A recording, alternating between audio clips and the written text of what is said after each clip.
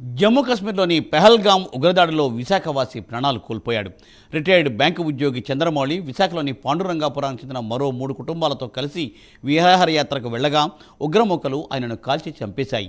చంద్రమౌళి పారిపోతున్న వెంటాడి కాల్చివేసినట్లు సమాచారం. సంపొద్దని వేడుకున్న చంద్రమౌళిపై విచక్షణరహితంగా కాల్పులు జరిపినట్టు తెలియవస్తోంది. చంద్రమౌళి మృతదేహాన్ని సహచర టూరిస్టులు గుర్తించారు. విషయం తెలుసుకున్న మృతుడి కుటుంబ సభ్యులు హుటాహుటిన పెహల్గామ్ బయలుదేరారు. దీంతో చంద్రమౌళి స్వగ్రామమైన పార్వతీపురంలో విషాద ఛాయలు అలుముకున్నాయి. దీనిపై ఎక్స్క్లూజివ్ ఫీల్డ్ రిపోర్ట్ వాసు అందిస్తారు. వాసు, మూర్తి ఉగ్రవాదులకి బలైపోయారు చంద్రమౌళి. ఉత్తరాంధ్రకు చెందినటువంటి చంద్రమౌళి ఆయన గతంలో బ్యాంకులో పనిచేసేవారు. గత వారం క్రితం అంత గురువారమే ఆయన జమ్మూ కాశ్మీర్ వెళ్ళటం జరిగింది. మొత్తం కూడా 6 మొత్తం కలిసి వెళ్ళడం జరిగింది. అంతా కూడా బృందంగా వెళ్ళడం జరిగింది.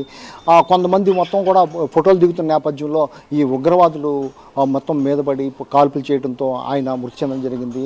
నిన్నంతా కూడా ఆయన మిస్ అయ్యారు అన్నారు తప్ప ఎక్కడ కూడా చనిపోయినట్టు ఎక్కడ రాలేదు. ఆ కుటుంబ సభ్యులు కూడా ఎక్కడో చోట ఆయన మిస్ అయ్యారు, దొరుకుతారు అని ఆశించారు. కానీ ఉదయానికల్లా ఆయన కూడా మృతి చెందినట్టుగా కూడా అక్కడ అధికారులు ప్రకటించారు. ఒకసారి చంద్రమౌళి గురించి చూస్తుంటే చంద్రమౌళికి 2 అమ్మాయిలు, వాళ్ళు కూడా అమెరికాలో ఉన్నారు. భార్యతో పాటు సరదాగా వెళ్ళడం జరిగింది. కొంతమంది కుటుంబ సభ్యులతో కలిసి వెళ్ళడం జరిగింది. వాళ్ళందరూ కూడా క్షేమంగా ఉన్నారు. కానీ చంద్రమౌళి మాత్రం మొత్తం ఈ కాల్పులకి చనిపోవడంతో హాస్పిటల్లో గుర్తుపెట్టినటువంటి కుటుంబ సభ్యులు చంద్రమౌళిని గుర్తించడంతో మొత్తం ఇతరులను తేలడం జరిగింది. చంద్రమౌళి సొంతూరు యాక్చువల్గా శ్రీకాకుళం అయినప్పుడు కూడా ఆయన అత్తవారు ఊరు పార్వతీపురంలో మొత్తం ఎక్కువగా ఆయన సర్వీస్ అంతా చేయటం, అక్కడే ఉండటం జరిగింది. ట్రాన్స్ఫర్ల నేపథ్యంలో విశాఖలో సెటిల్ అవ్వడం జరిగింది. విశాఖ పాండురంగాపురంలో ఆయన నివాసం ఉంటున్నారు. అయితే ఈ విధంగా జరగపట్ల ఉత్తరాంధ్ర అంతా కూడా చాలా మొత్తం కూడా విషాదంలో నిండిపోయిందని చెప్పొచ్చు. ఎందుకంటే ఉగ్రవాదుల దాడి, కాశ్మీర్లో ఎక్కడో జరిగినట్టు ఉగ్రవాదుల దాడిలో ఇక్కడ విశాఖకు చెందినటువంటి వ్యక్తి చనిపోవడం పట్ల అందరూ కూడా ఆవేదన వ్యక్తం చేస్తారు. కుటుంబాలు మొత్తం అందరూ కుటుంబ సభ్యులందరూ కూడా మొత్తం జమ్మూ కాశ్మీర్ వెళ్ళడం జరిగింది. అక్కడ నుంచి ఇవాళ భౌతికాయాన్ని రాత్రి 10 గంటలకల్లా తీసుకొచ్చే అవకాశం ఉంది. విశాఖ విమానాశ్రయానికి తీసుకొచ్చే అవకాశం ఉంది. ఈ నేపథ్యంలో ముఖ్యమంత్రి చంద్రబాబు నాయుడు కూడా రాత్రి 10 గంటలకు ఇక్కడ చేరుకోబోతున్నారు.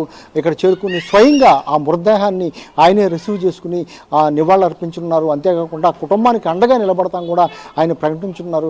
ఇప్పటికీ చాలామంది నాయకులు అయితేనే, మంత్రులు అయితేనే ఏపీ రాష్ట్ర వ్యాప్తంగా కూడా ఆయన కుటుంబానికి సంఘీభావం తెలపడం జరిగింది. ఆయనకి నివాళులు అర్పించడం జరిగింది. ఇలా జరగడం పట్ల చాలా ఆవేదన వ్యక్తం చేయడం జరిగింది. మనం కూడా చూసాం. చాలామంది కూడా మన ప్రైమ్ మినిస్టర్తో మాట్లాడడం జరిగింది. అక్కడ ఆయనతో పాటు పనిచేసినటువంటి సహోద్యోగులు కానీ, లేకపోతే ఇంట్లో పనిచేసిన పని మనుషులు కానీ ఆయన చాలా మంచివారు. ఇలా జరగడం దురదృష్టకరంగా కూడా చెప్పడం జరిగింది. ఏదేమైనప్పుడు కూడా ఈ విధంగా ఉగ్రవాదుల చేతులు హతమైపోయినటువంటి చంద్రమౌళిని ఇవాళ రాత్రికి తీసుకొచ్చే అవకాశం ఉంది. రాత్రి 10 గంటల 10:30కి ఫ్లైట్లు తీసుకొస్తున్నారు. తీసుకొచ్చిన అనంతరం కూడా ఆ కుటుంబ సభ్యులు మృతదేహాన్ని స్వాధీనం చేసుకుంటారు. చంద్రబాబు నివాళులు అర్పించాక మృతదేహాన్ని ఇక్కడ ఉన్నట్టు పాండురంగాపురంలో ఉన్నటువంటి ఇంటికి తీసుకెళ్తారు. రేపు అంత్యక్రియలు చేసేందుకైతే ఏర్పాట్లు చేస్తున్నారు. కానీ 2 కూతురు కూడా అమెరికాలో ఉన్నారు. ఇటీవలే చిన్న కూతురు డెలివరీ అవడంతో ఇండియా వచ్చి ఇక్కడ 3 నెలల పాటు వాళ్ళతోనే ఉన్నది. వెళ్ళిన కొన్ని రోజులకే వీళ్ళలా వెళ్ళటం, ఆయన మృతి చెందడం కూడా వాళ్ళు తట్టుకోలేకపోతున్నారు. ఒకవేళ 2 కూతురు కూడా రేపు సాయంత్రం చేరుకుంటే రేపు అంత్యక్రియలు చేస్తాం కుటుంబాలు చెప్తున్నారు. ఒకవేళ ఆలస్యం అయ్యే అవకాశం ఉంటే ఎల్లుండ అంత్యక్రియలు చేసే అవకాశం ఉంది. చంద్రబాబు అయితే స్వయంగా మొత్తం ఉగ్రవాదుల చేతులు హతమైనటువంటి ఆయన్ని భౌతికాయని మొత్తం స్వాధీనం చేసుకుని రిసీవ్ చేసుకుని నివాళులు అర్పించేందుకైతే రాబోతున్నారు. అందుకు తగ్గ ఏర్పాట్లు కూడా ఈ భారీ పోలీసు బందోబస్తు ఏర్పాటు చేశారు. మరోవైపు మరోసారి ఇటువంటి దాడులు జరగకుండా మొత్తం విశాఖలో ఉన్నటువంటి ఎయిర్పోర్ట్ అయితేనే, పోర్ట్లు అయితేనే అన్ని చోట్ల కూడా భారీ బందోబస్తు ఏర్పాటు చేశారు. ఎక్కడ కూడా తనిఖీలు చేసి అందరూ పంపించే పరిస్థితి ఏర్పడుతుంది. చంద్రమౌళి ఈ విధంగా మృతి చెందడం పట్ల అయితే ఆయన కుటుంబమే కాదు, విశాఖ వాసులు కూడా తీవ్ర ఆవేదన వ్యక్తం చేస్తున్నారు. ఇటువంటి సంఘటనలు ఖండించాలని చెప్తున్నారు.